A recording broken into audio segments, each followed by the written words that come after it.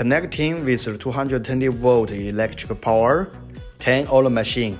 Put all hardwares in each port. Connecting with air pressure and open here. Then put the board on table to work. Press the foot swifts to finish press the hardware on there. One time press and one time finish shooting to install these spring clips. See the back side is very nice.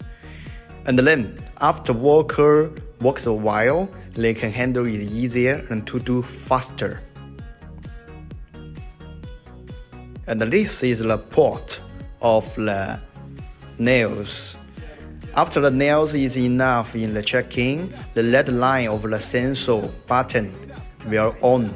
Red line will on and then will stop work for this port to save energies. Now it stops. The sensor red light on. Same, the spring port is same. If no spring crease in the checking, it will work. If full in the checking, the sensor light will also on and to stop save energies. Okay.